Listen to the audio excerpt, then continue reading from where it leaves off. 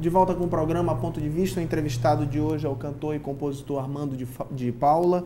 Nós estamos falando um pouquinho do trabalho do Armando e você trabalhou bastante em festivais, foi bastante conhecido em festivais. O que é que você tem achado dessa nova verve da televisão em cada vez mais fazer, eu não digo que festivais, mas criar programas em concorrentes, com músicos concorrentes e que às vezes tratam o músico de uma maneira mais jocosa, tirando sempre uma brincadeira, como tem o Ídolos aqui no Brasil, American Idol fora do Brasil. O que você está achando desse novo tipo de programa de TV?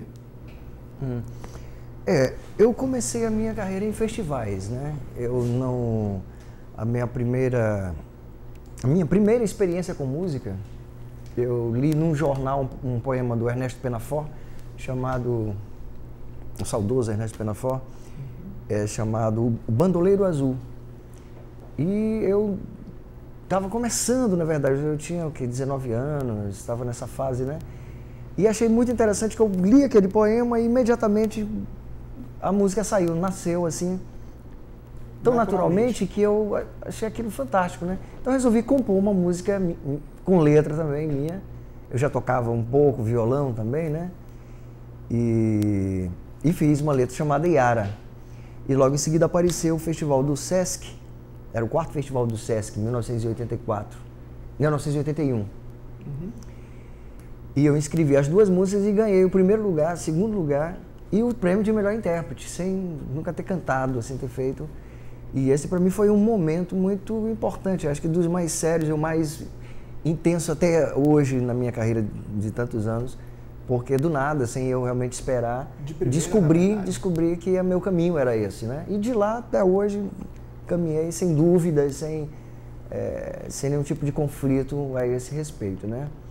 Os festivais, eles, depois disso, renderam um tanto ainda. Os festivais mais antigos, a gente tem umas histórias mais glamourosas, né?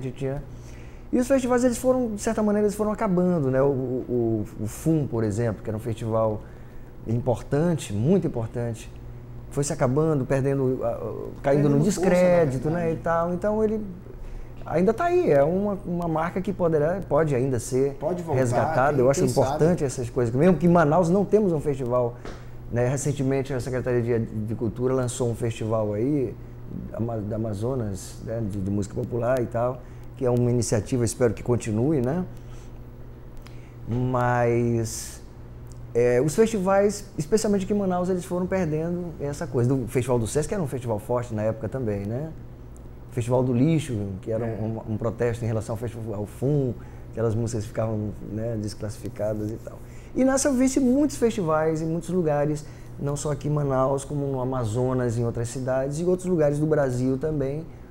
E essa foi uma coisa importante para mim porque eu fui crescendo, me desenvolvendo como artista, cantando também na noite, que essa é a escola que eu tenho, os bares da noite, né, as apresentações por aí, porque a gente não tem escola aqui em Manaus, a gente é formado aí só na ordem dos músicos, tem as duas carteiras, né? Tem a carteira do músico profissional e o músico prático. O músico prático, né? É engraçado, mas... Normalmente o prático é muito superior ao profissional, até porque ele aprende no dia a dia.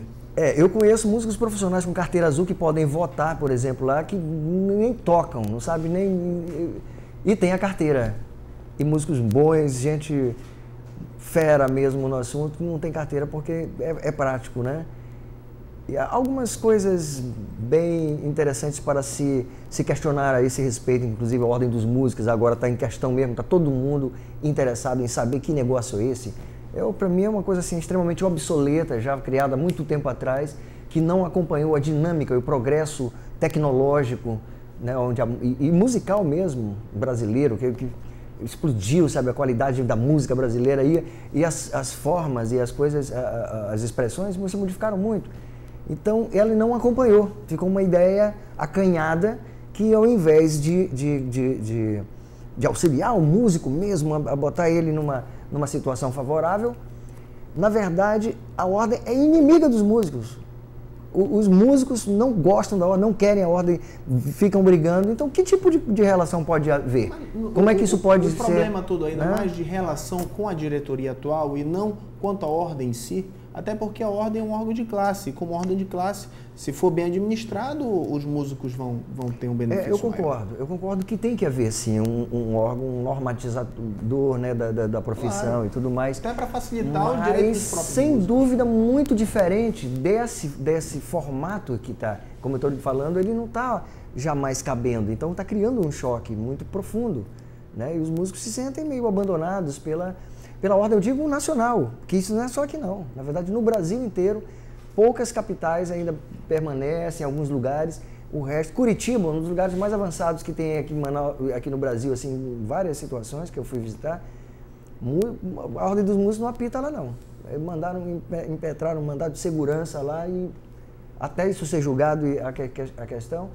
E os músicos lá são competentes, são responsáveis e todos, e tem uma classe, até onde eu pude ver, né, tem uma certa união. Bem unida, né? Então, é uma coisa...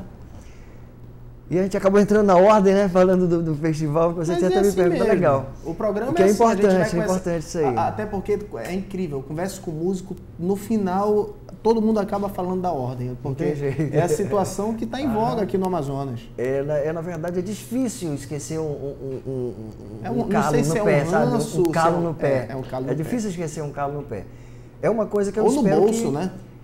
Então eu acho que dói em todo lugar, sabe? Essa questão da ordem, porque ela acaba envolvendo, né, várias situações.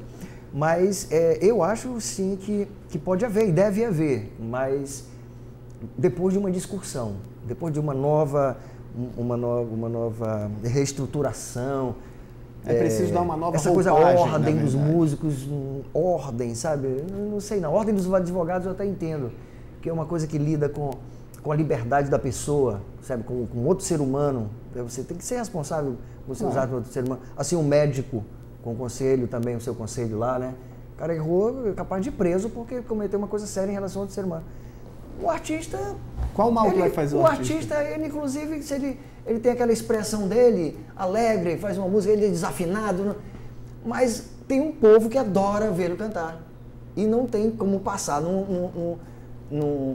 num teste de ordem dos músicos. Não, posso dizer até aí. É engraçado até isso. Assim, mas ele é artista. Tem gente que até vota no artista. Não votaram no Tiririca?